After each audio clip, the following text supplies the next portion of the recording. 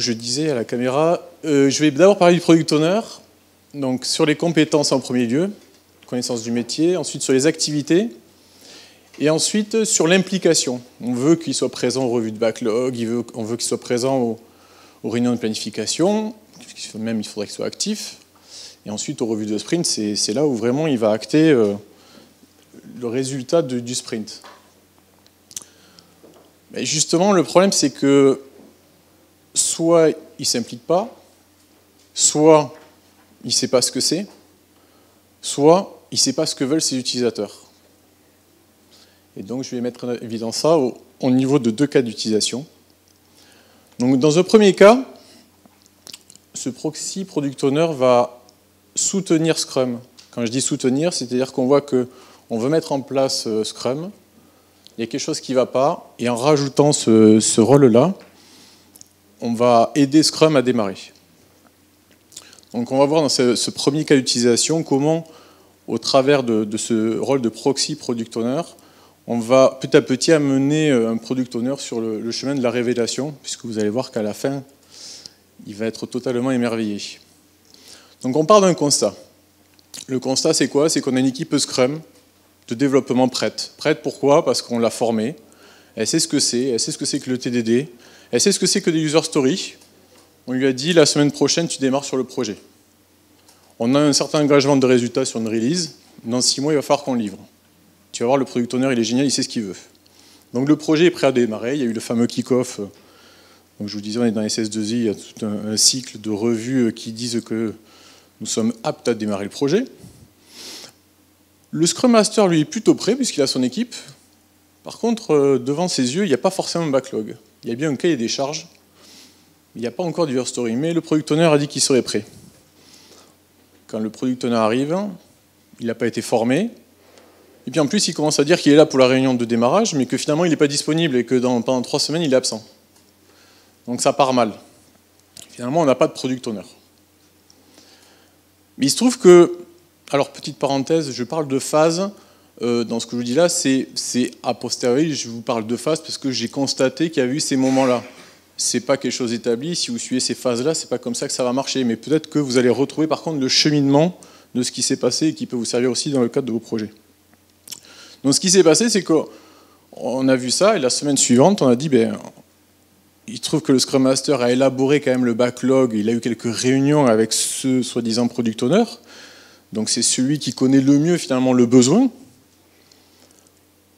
Et ce qu'il va faire, il va faire venir un collègue Scrum Master aussi, il va en discuter, mais qu'est-ce qu'on pourrait faire? Il dit, ce qu'on pourrait faire, c'est que toi, qui connais bien ce backlog, puisque tu as eu les réunions avec lui pour le préparer, tu vas devenir un proxy product owner. C'est toi qui vas être proche de l'équipe, qui va jouer le rôle de product owner. Et moi, Scrum Master qui était a priori extérieur, je vais venir pour être Scrum Master de ton équipe. Donc il y a le Scrum Master qui devient le proxy product owner, et on rajoute un second Scrum Master. Bon, c'était pas prévu, mais on va faire avec. Je ne vais pas parler de contractualisation ou ce genre de choses, ou de coûts, d'accord, voilà. Dans la deuxième phase, on s'aperçoit que le product owner, au moins, il participe à la priorisation des user stories, sachant que ce n'est pas lui qui les a écrites. Il a simplement constaté que ce proxy product owner avait retranscrit le cahier des charges sous forme de user story. Et il est là pour dire « Ah oui, je suis d'accord, j'aimerais bien l'avoir maintenant, elle a plus de valeur métier. » Au moins, il sait ce que c'est que la valeur métier. Donc c'est au moins ça. Donc le proxy product owner fait tâche de grooming. Et ce qui se passe naturellement, c'est que ce proxy product owner qui est présent dans le bureau de l'équipe de développement et qui sait répondre aux questions, mais il est reconnu par l'équipe de développement. Donc quand le product owner commence à venir dans cette phase-là, il a beau dire quelque chose, l'équipe elle n'écoute pas parce qu'elle ne sait pas si c'est exactement ce qu'il veut. Elles écoutent le proxy product owner. Le product owner, il y avait écrit sur le papier qu'il doit être product owner, il n'est pas très content quand même. Parce qu'il n'a pas conscience que ce qui fait mal pour l'instant.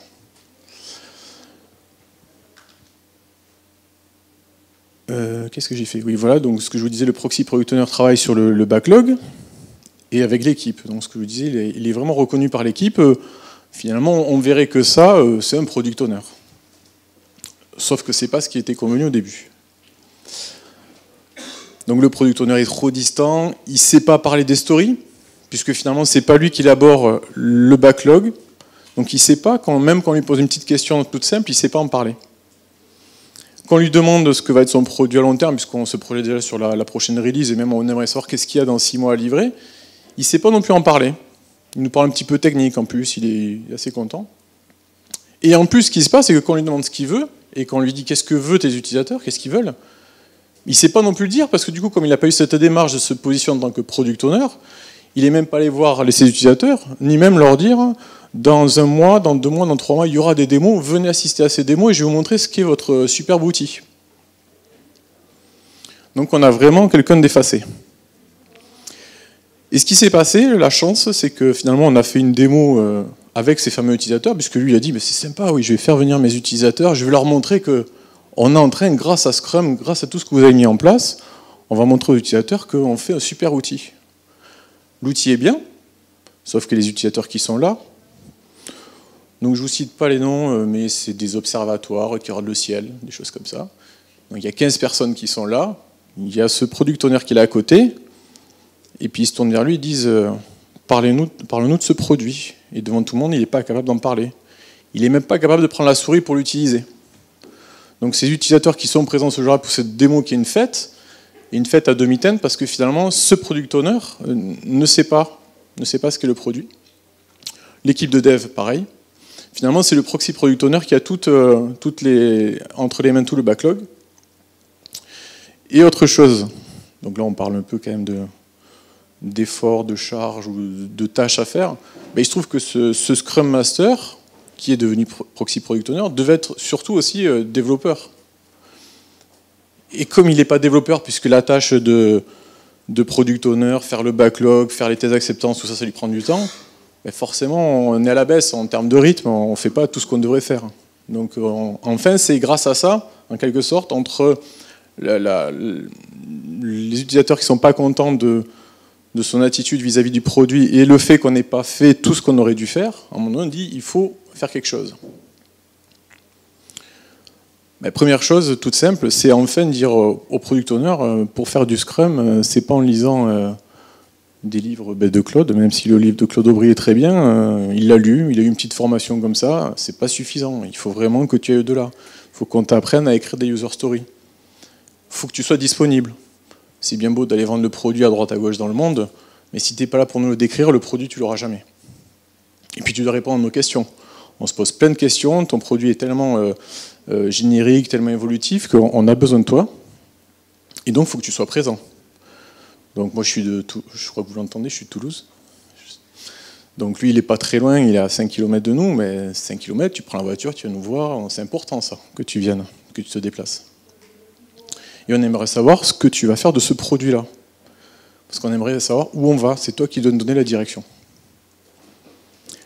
Donc déjà, ce qui se passe dans cette 4e phase, il participe aux cérémonies. Donc déjà, il est présent, ça c'est important. Il commence à donner son avis. Il exprime les tests d'acceptance, même si ce n'est pas lui qui les écrit, c'est encore le proxy product owner qui est présent, qui doit écrire les choses, mais au moins il est là, il les dit, il le dit aux développeurs qui vont aussi les écrire. Donc au fur et à mesure, on est en train de passer de l'information, passer du métier qu'il connaît, parce qu'en plus il connaît beaucoup de choses, donc il suffisait juste qu'il soit avec nous pour nous les communiquer.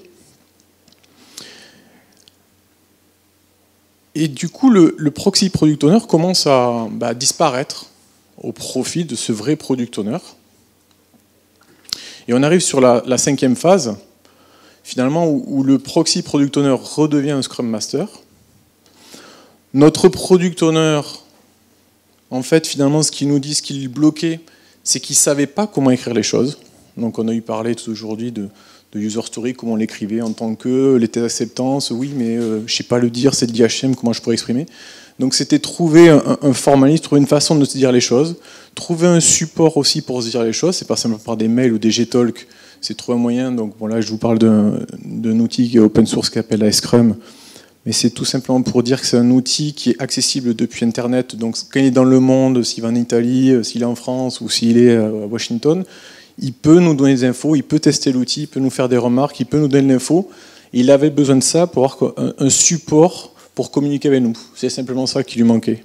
Et ça lui permet en plus, lui, de formaliser les choses, de mieux les écrire. Donc on élimine carrément le proxy product owner. Et le second Scrum Master disparaît, même si bon, il suit un petit peu le projet, mais il laisse totalement l'organisation se mettre en place pour la roder. Donc en gros, il faut compter à chaque phase, ça a pris en gros 2 sprints de 3 semaines. Donc si on en est à la 5e, si je ne blague pas, ça fait 3 x 5, 15. Voilà, ça fait 5 mois, je ne dis pas de bêtises à peu près. Et enfin, donc au bout de 6 mois, on arrive à avoir une vraie démo. Elle est animée par le product owner. Il y a les fameux utilisateurs, les 15 personnes sont revenus. Parce qu'on voulait montrer qu'il y avait aussi du mieux, ne serait-ce sur le produit, montrer que c'était ce qu'ils attendaient, montrer que notre organisation s'était améliorée, montrer vraiment que chacun avait son rôle. Et vraiment aussi que nous, il nous montre que lui, product owner, avait partagé avec ses utilisateurs. Et du coup, lors de cette réunion, on a pu voir qu'à tous les différents niveaux, tout le monde était enfin en phase. Donc il a fallu 6 mois pour avoir quelqu'un enfin disponible. Et totalement apte à jouer le rôle. Donc ce que je dis sur cette première expérience, c'est en fait, donc il a fallu 6 mois, donc c'est long. La plus grosse difficulté, ça a été, donc c'est souvent les remarques que vous avez de la part de vos clients peut-être, ou si vous êtes client, c'est être product owner, ça demande du temps, ça demande d'être disponible. Et ils n'avaient pas quantifié ce temps-là. Ils ne pensaient pas que c'était autant de temps, même si c'était au moins du 50%. C'était être vraiment là, être présent dans l'équipe. Il avait son bureau dans la société de service en question, il avait son bureau, il pouvait venir, il avait un ordinateur pour se connecter, il pouvait se connecter à l'application du sprint en cours. Il y avait une version qui était accessible par Internet pour qu'il puisse tester à distance celle qui était de la version du sprint précédent. Donc c'était aussi des moyens pour qu'ils puissent tester. Du coup, quand ils se baladaient en Italie ou autre, ils pouvaient leur montrer l'application en temps réel et avoir leur retour. Donc pas mal de lobbying, donc c'était intéressant pour lui. L'autre chose intéressante, c'est que comme il était habitué à faire des cahiers des charges classiques, au travers de la technique du planning poker, l'histoire des points, ça lui permettait de pouvoir se projeter sur les versions futures, puisque sur certaines release planning, il introduisait de nouvelles fonctionnalités qui étaient chiffrées en points, et par corrélation, il regardait en gros combien de jours il lui fallait pour commander cette version-là. Donc il a trouvé un intérêt à la méthode, c'est qu'il avait une projection de ce que pouvait être son produit et du coup voir aussi qu'est-ce qu'il pouvait commander pour les travaux futurs. Et quand je parle de révélation, c'est que donc, ça c'était il y a 1 an, ça fait 2 ans que le projet fonctionne, c'est une équipe de 4 personnes depuis 2 ans, et ce client ne voit plus que comme ça finalement. C'est-à-dire que tous les autres appels d'offres qu'ils font, ils les formulent de cette manière-là maintenant. Les sous-traitants ne doivent répondre qu'avec du Scrum à l'intérieur, qu'avec ce type d'organisation. Ils ne le voient pas autrement. Donc voilà, là c'était un premier cas. Donc c'était vraiment, dans ce cas-là, montrer que le proxy a permis à l'équipe de développement, et en l'occurrence aux sous-traitants qui devaient fournir un certain résultat, de trouver un moyen d'avancer et en même temps, en parallèle, de donner les moyens aux clients de devenir et de rentrer dans la peau du product owner. Donc ça, après, c'est une présentation que j'avais fait, cette partie-là, il y a déjà l'Agile Tour l'année dernière. C'est une phase transitoire parce qu'on voit bien qu'on ne peut pas avoir 2 product owners en parallèle. Il faut vraiment, c'est vraiment pour s'aider à mettre en place Scrum, mais il doit très vite disparaître ce proxy. Ensuite, là je mets renfort, alors tout à l'heure c'était soutien, parce que c'était par en dessous, pour moi renfort c'est au-dessus. On veut mettre en place Scrum, et en ce moment pour utiliser le proxy pour renforcer Scrum, rajouter une corde à notre arc. Alors pourquoi ? Donc dans cette organisation-là, qui fait voler des avions en France, on a des experts, on a des organisations par étage, et leur envie, c'était de dire, on reconnaît en Scrum vraiment quelque chose de très intéressant, et vraiment on veut travailler comme ça. Nous coordonnons d'habitude la sous-traitance, mais de l'autre côté, nous avons nos clients en interne. Et plutôt que d'avoir 2 organisations en cascade, on aimerait faire une seule organisation et le mettre sur le papier. Donc du coup, je parle de Scrum. Et quand on dit, quand ces gens me disent on veut travailler comme ça, c'est aussi le mettre dans le standard. C'est pas un truc comme ça sur un coin de table, c'est on veut installer notre standard qualité puisqu'on veut que ça devienne un modèle de projet chez nous. Donc là, l'avantage, c'est que, alors je mets le PO, mais en fait les PO, puisqu'il y en avait plusieurs, ont été formés. Quand je dis les PO, c'est aussi les stakeholders, les intervenants, que ce soit aussi des personnes de l'exploitation, ont réellement eu une formation par des coachs agiles. Donc quand nous sommes arrivés là-bas, ils savaient déjà ce que c'était. Donc c'est pour ça qu'ils étaient déjà demandeurs d'aller au-delà d'une organisation Scrum entre juste un chef de projet et des fournisseurs. En même temps, Scrum, donc, dans cette façon-là, était nouveau dans leur standard. Donc d'habitude, dans le standard de cette société, c'est du GPP. Je ne sais pas s'il y en a qui connaissent GPP. Là, dans cette branche-là, c'était plus du CMMI 3. Mais bon, il y avait ça ressemble un peu à la même lourdeur que le GPP. Leur idée, c'était réellement d'avoir un plan de développement où il y avait Scrum à l'intérieur et où il y avait tous les rôles inscrits dedans. C'est-à-dire qu'en gros, les 3 niveaux d'acteurs devaient être présents dans ce document-là. Du coup, pour mettre ces acteurs dans ce document-là, on a introduit le rôle de Product Owner Proxy. Dans le plan de dev, on a mis les stakeholders comme des Product Owners, et en fait, le chef de projet qui coordonnait les sous-traitants est devenu Proxy Product Owner.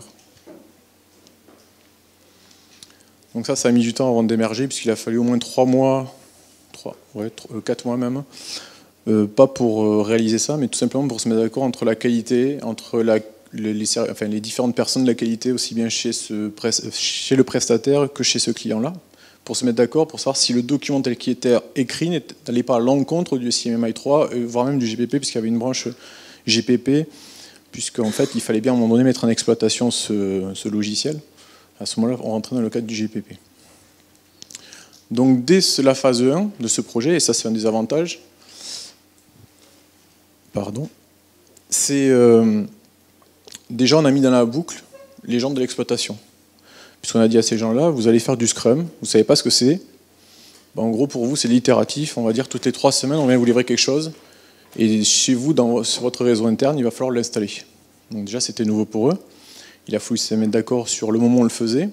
On s'est mis d'accord sur le planning. On a partagé sur les itérations, sur les dates des débuts et des fins de sprint, sur les releases, enfin ce genre de choses.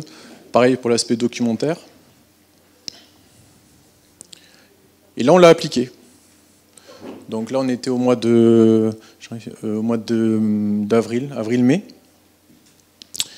On l'a appliqué, c'est-à-dire que si on l'applique, on commence à faire des réunions entre les proxy product owners et les product owners. Donc on itère pour faire émerger un backlog, alors qu'on a commencé à mettre en place une équipe de 2 personnes. Voilà, on essaie de roder toute la boucle, et en même temps, on fait vraiment des itérations. Donc on en a fait 3 avec les personnes d'exploitation. On livre quelque chose, même si en 3 itérations, c'était pas quelque chose de fabuleux, mais c'était vraiment pour roder toute cette chaîne-là. Et voir la relation qu'il y avait vraiment entre le proxy product owner et le product owner, voir s'il comprenait le rôle, est-ce que le rôle de proxy était intéressant à ce niveau-là. Et à ce moment-là, en phase 3, on a vraiment impliqué une équipe de développement. Donc là, on a mis à ce moment-là 4 personnes. Et là, on travaille sur le produit. Donc c'est vraiment rodé sur ça. Donc un proxy product owner qui doit être proche de l'équipe de développement du sous-traitant, qui avait son bureau, qui est censé, comme on l'a dit tout à l'heure, connaître le besoin métier, mais vu qu'il y a un PO, s'il ne connaît pas le métier, il se tourne vers le PO, il a la réponse, donc ça c'est bon. On a dit qu'il devait être disponible, il a un bureau, il faut qu'il y vienne, il ne venait pas tout le temps, donc ça commence mal. Et il doit savoir exprimer une user story. Même s'il a eu une formation, écrire comme ça user story avec une équipe qui est apte et qui est là déjà depuis 3 itérations, c'est pas évident. Mais on y va. On y va, on se met d'accord lors de la rétrospective pour dire finalement c'est une réussite, il se félicite. Le proxy se félicite parce qu'il était finalement plus présent que ce qu'il pensait. Nous on espérait qu'il soit là toutes les demi-journées. Lui il était là une demi-journée par semaine. Mais il dit non, je suis un bon proxy, je suis là. Et finalement, le PO était venu plus souvent que le proxy product owner. Bon, mais on applique pour l'instant. On fait ce constat-là lors de la rétrospective de cette release-là. Et ensuite, on est d'accord pour dire une chose, c'est que les tests d'acceptance, le formalisme, il n'est pas bon, voire même il n'y en a pas. Et la réponse du proxy product owner, c'est de dire qu'il ne connaît pas assez le domaine, il faudrait que ce soit le le PO qui les exprime. Donc il y a un problème à ce niveau-là. Par contre, l'équipe a bien réalisé ce qui avait été demandé. Donc au moins c'est quelque chose de bien, c'est qu'au moins ce sur quoi l'équipe s'était engagée a bien été livré. Donc on ne peut pas dire que ça ne fonctionne pas. Et ils décident de lancer la deuxième partie du produit, puisque c'est 2 produits. Et à ce moment-là, on copie la même structure. Un product owner avec un product owner proxy. Donc là, c'est génial. En phase 4, on lance donc c'est le sprint 6. Il y a tout le monde qui se retrouve. C'est génial, c'est un bon lundi. On a 8 développeurs, on a 2 product owners et 2 product owners proxy. Qui ne se sont pas coordonnés comme ils auraient dû le faire, puisqu'on avait convenu de faire des réunions hebdomadaires, des réunions de synchronisation. Et en plus, les 2 produits sont interdépendants. Donc il y a vraiment des fonctionnalités du produit 1 qui sont utiles pour le produit 2. Si elles ne sont pas faites, ça ne sert à rien de lancer les stories du produit 2. Il faut attendre que les stories soient faites sur le produit 1. Donc on voit bien qu'il faut accompagner ces 4 personnes. Donc là, la phase 5, c'est se mettre d'accord sur ça. Et là, ce qui est intéressant sur ça, c'est que cet accompagnement qu'on doit faire pour les aider à itérer sur le backlog, finalement tous les 4, c'était écrit dans le fameux plan de dev qu'on avait écrit 7 mois auparavant quand même. Il y avait bien écrit qu'ils devaient faire des réunions de convergence pour faire émerger un backlog. Mais finalement, le travail de proxy, product owner et de PO se fait pas. Et voire même, on a directement l'équipe qui pose des questions au PO. Alors c'est vrai que si on regarde de Scrum, du coup, on se dit c'est génial, ça marche, puisqu'on a bien une équipe qui dialogue avec un product owner pour débloquer les situations. En tout cas, ça marche, mais du coup, on peut se poser la question à quoi sert un proxy dans ce cas-là.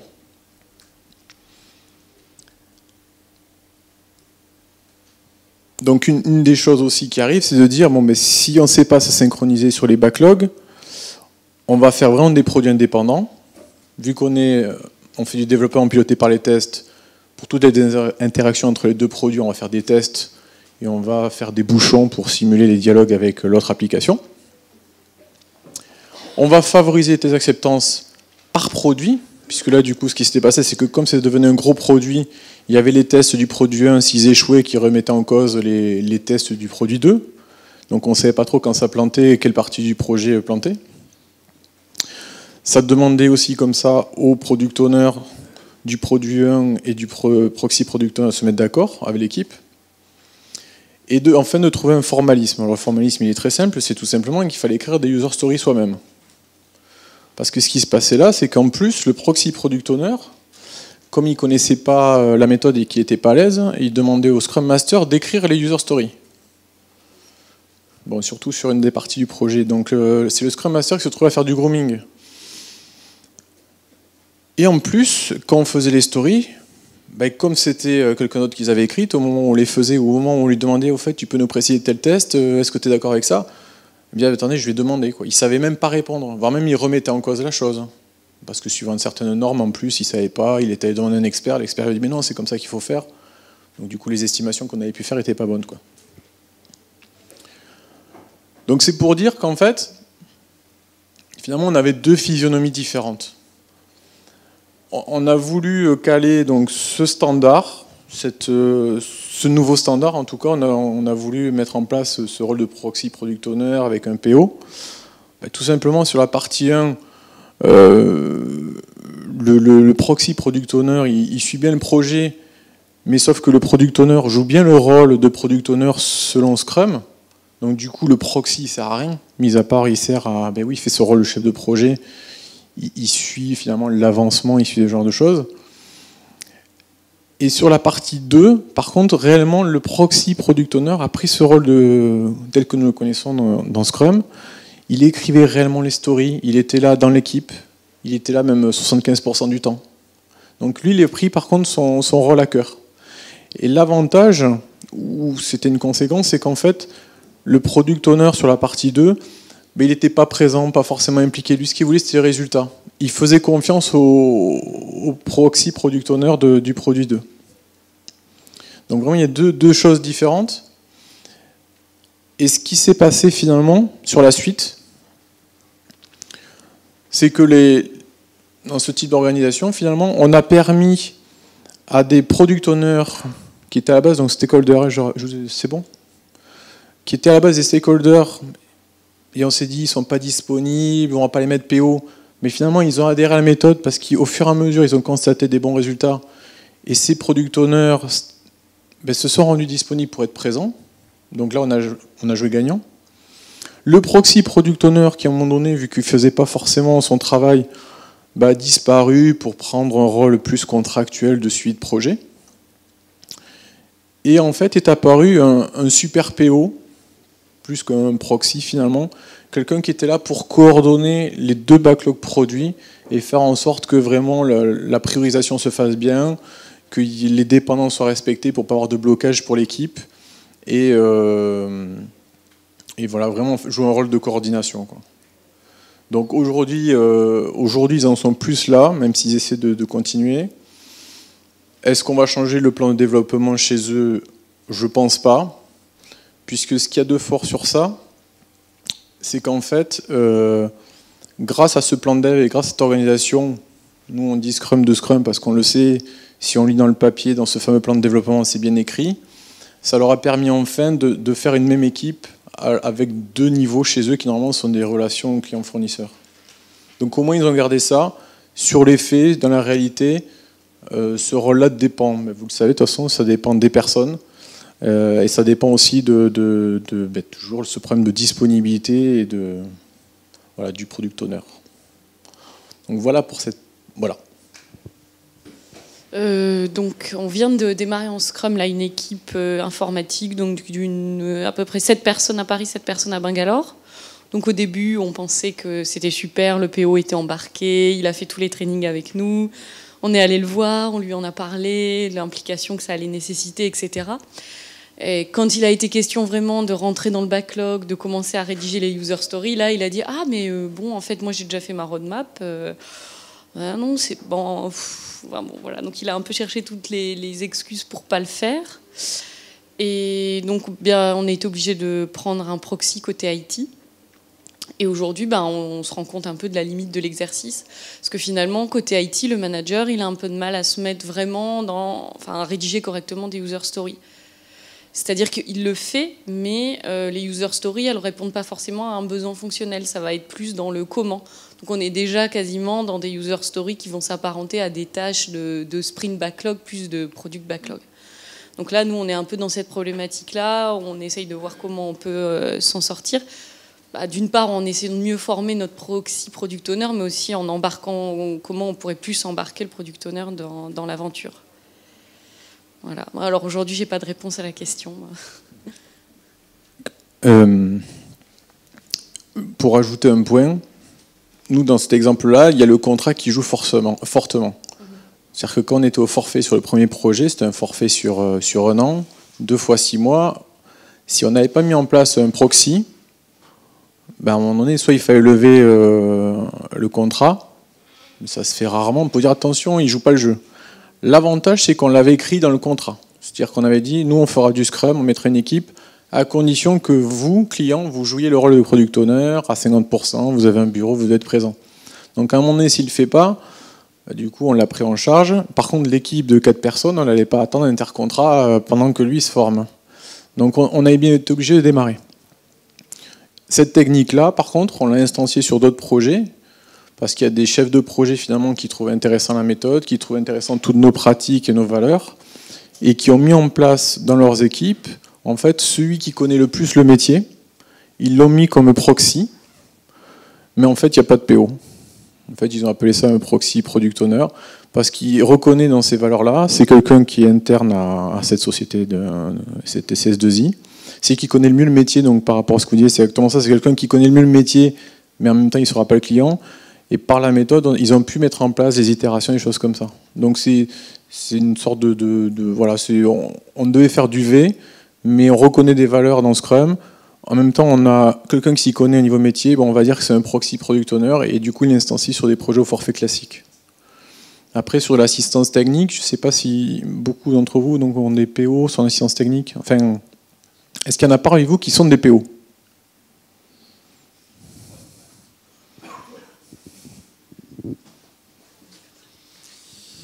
En fait, effectivement, comme retour d'expérience que je pourrais faire, c'est on est dans une organisation full Scrum avec plusieurs équipes, plusieurs projets en parallèle, donc plusieurs proxy PO, et un PO qui représente plus le métier, qui est plus côté métier que effectivement proxy PO, qui sont des gens qui viennent plus de la technique. Et donc je rejoins ce que disait Madame, c'est forcément des gens qui ont du mal à élaborer un product backlog sans forcément penser tâche de dev. Effectivement, dans la structure dans laquelle je suis aujourd'hui, les proxy PO tendent à devenir des PO. Voilà. Et le rôle de super PO disparaît au profit de ces petits, pas petits, mais de ces proxy PO qui deviennent PO. Donc c'est effectivement un rôle qui tend à disparaître dans une organisation Scrum, du moins quand on est amené à travailler sur des projets en parallèle avec plusieurs roadmaps, gérer plusieurs roadmaps. Et effectivement, dans ces cas-là, on met en place un Scrum de Scrum pour pouvoir suivre les différentes roadmaps et à chaque fois améliorer, que ce soit les plannings pour se caler sur des livraisons. Voilà.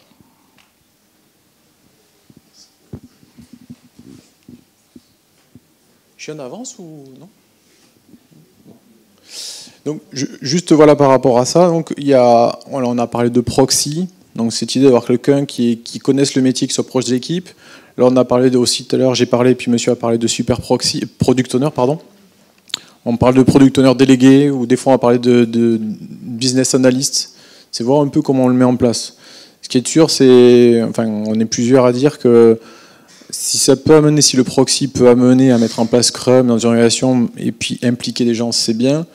Mais c'est vrai qu'on a une tendance à dire qu'il faut que ça soit vraiment une phase transitoire pour vraiment amener à Scrum. Et justement, le monsieur qui était, 2 sessions avant, disait voilà, il faut, quand on applique Scrum, on l'applique totalement. Et avant de vouloir le changer et de rajouter ce proxy, appliquons-le d'abord et voyons ce qui se passe, quoi. Donc moi, je me suis un peu perverti en acceptant de dénaturer dès le début la méthode et rajouter ce proxy pour pouvoir instancier ce fameux plan de développement et impliquer une organisation. Mais peut-être qu'on aurait pu chercher à renforcer ce rôle de stakeholder. Donc je ne sais pas si quelqu'un a quelque chose à dire sur le stakeholder dans Scrum. Non? Vous avez rien à dire? Enfin, moi perso, pourquoi j'ai fait ça? Donc dans cette société de service, j'ai été pendant 4 ans, je fais que ça. Dans Scrum, je trouve que le stakeholder, on n'en parle pas. On dit que c'est l'utilisateur, on dit que le PO c'est le représentant. Des fois, on va parler du représentant métier, mais je trouve que des fois, il n'est pas mis en valeur. Du coup, quand on présente ce type d'organisation, on parlait des gens du marketing, enfin des gens des achats ou des gens un peu. On arrive, on leur dit juste finalement, il y a une équipe de dev et il y a un PO. Mais il faudrait que les utilisateurs ils viennent lors des démos, quoi. Il n'y a rien d'écrit, il n'y a rien forcément de vraiment très gravé dans le marbre. Et du coup, si eux, ils n'ont pas quelque chose qui décrit ce genre de process, et en l'occurrence pour ce type de société, ils vont se retrouver vers le CMMI ou vers le GPP, et tout d'un coup, l'implication de ces utilisateurs se fait au travers de leur cycle GPP classique, avec des M0, M3, M5, M7 idiots, puisqu'à un moment donné, ils vont tomber, eux, dans un cycle de validation classique. Donc on a essayé d'être agile, mais si on ne les a pas impliqués par une manipulation, on va tomber dans un process standard, et genre on va attendre 6 mois avant d'avoir leur validation, quoi. Et du coup, tous les efforts qu'on aura mis en place pour être agile vont tomber à l'eau. Donc voilà, je sais pas, voilà, si vous avez des solutions, voilà. Bon ben merci.